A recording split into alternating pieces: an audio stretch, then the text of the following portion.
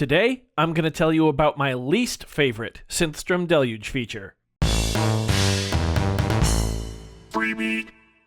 Hey, how's it going, everybody? Welcome to Freebeat, where I post new music-related content every single day, so if that sounds good to you, hit that subscribe button, ring that notification bell. Today's patron shout-out goes to Garen Mortensen Jr. Thank you so very much for the support. Let's get started. So a couple weeks ago, I made a video talking about my favorite Synthstrom Deluge feature so far, and while that does remain my favorite feature, I thought it was high time that I made a video about my least favorite feature of the Deluge. You know, when I'm looking at gear, especially new gear that I've just gotten my hands on, I like to be realistic and kind of come up with, okay, here's my favorite things, here's my least favorite things. You know, I just like to have kind of a realistic picture in my head of the gear that I'm working with. Now, I absolutely love the Deluge, and it has been a joy learning it. So I guess my least favorite feature isn't really a feature, it's more of just, well, I'll call it my least favorite thing about the Deluge so far, and that is the fact that the Deluge is an absolute time sink. It has so many features. There is so much that this little device can do that it is positively overwhelming, and I can guarantee you I will never ever be able to remember every single little shortcut and every feature that the Deluge has. The guidebook is basically a necessity. I have both the physical version here, again, shout out to the wonderful, kind person who sent me the Deluge, and the guidebook. I also have a digital version, the PDF, which you can download for free from Synthstrom's website. I have that on my phone and on both of my computers and on my girlfriend's iPad, because this is, like I said, basically required reading. I will say that the very basics of the Deluge are quite easy to throw together. You know, when it comes to just putting in a pattern, basic pattern. But once you get into, like for instance, I don't even really know too much about the sound engine yet, because I've just been learning the sequencer shortcuts and things that aren't really labeled. Like if you hold this left-right knob and press the back button, that'll clear your pattern, which I keep forgetting that one. I've only recently just, forced myself to memorize it.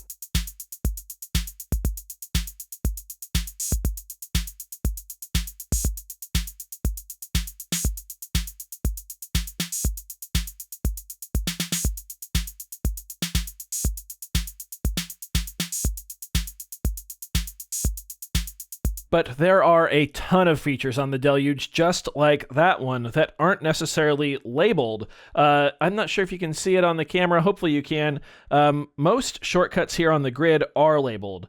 For instance, like the QWERTY keyboard for naming your patches and samples and stuff like that, or for modulation. So let's go ahead and provide an example of that, just because that's something I like to do. So let's take this synth here. Let's say I want LFO number 1 to affect the filter frequency. So we have low pass filter here, this section, frequency. So I'm going to hold shift, press frequency. Now I'm going to press LFO 1. And now LFO 1 is controlling the frequency.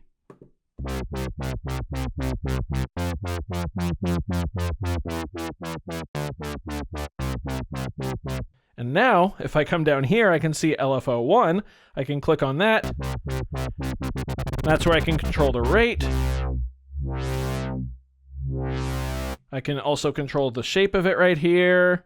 So we can go triangle,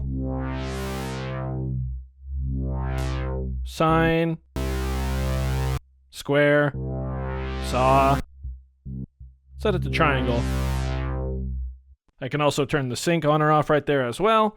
So that stuff is great. It works perfectly. I love using the grid. You know, sometimes I have to search around. Like I always forget where polyphony is if I want to change the polyphony of a certain synth. So let's say I want to make this a mono synth. I hold shift, polyphony right there. There we go.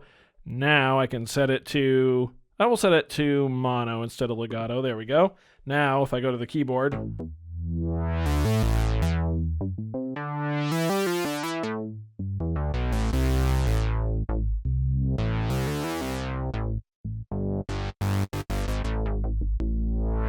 yeah, like I said, the grid works really, really well, but there are so many other little features that I will never, ever be able to remember them. And I know that's kind of a stupid complaint, quite frankly, but I'm coming at this from the perspective of a content creator, where I can't just use the Deluge on the channel. You know, I try to cycle through all of my gear, both the expensive and the inexpensive and everything in between.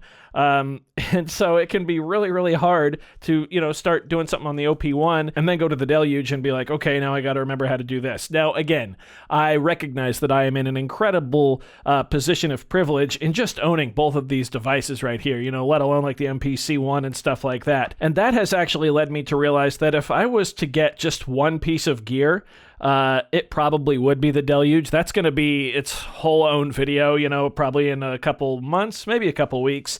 I'm doing a big kind of comparison between the three, you know, high-end groove boxes that I own, the Deluge, the OP1, and the MPC1, with maybe a little OPZ thoughts thrown in as well. But that's a whole different thing. But yeah, it's just so complex, and there's so much that it can do that, quite frankly, it's very overwhelming.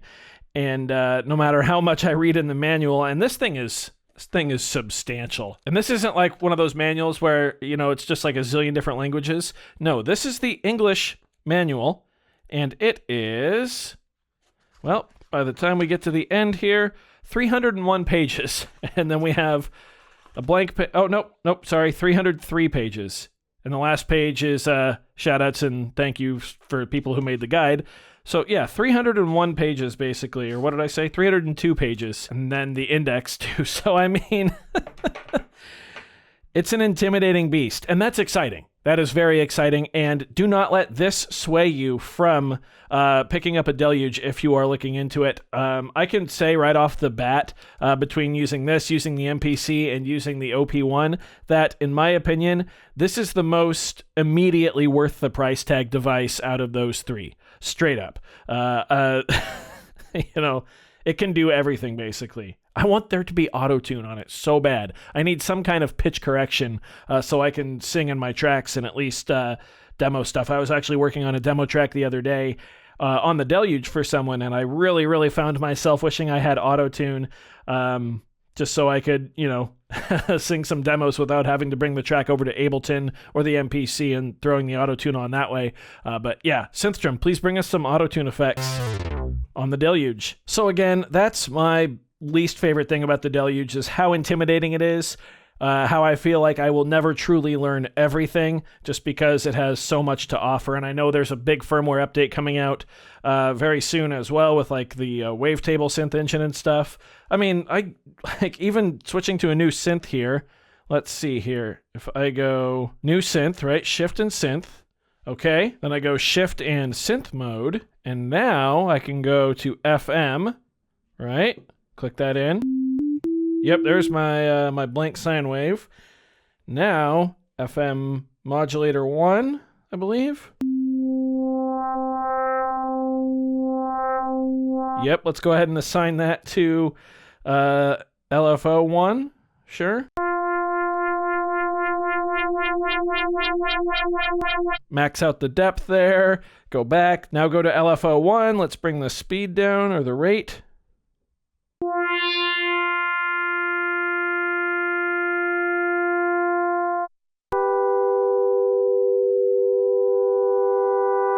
Throw some reverb on there.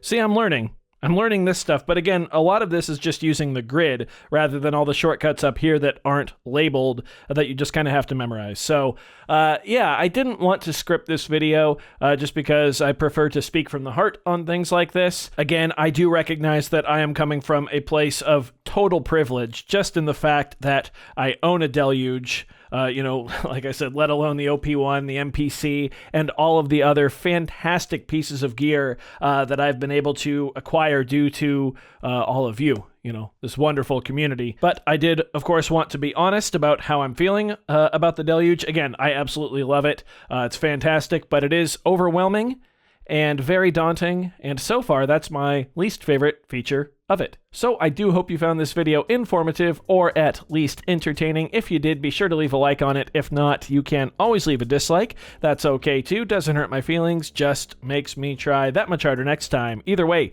be sure to hit that subscribe button, ring that notification bell. Thank you all so very much for being here. Thanks for watching. We'll see you next time.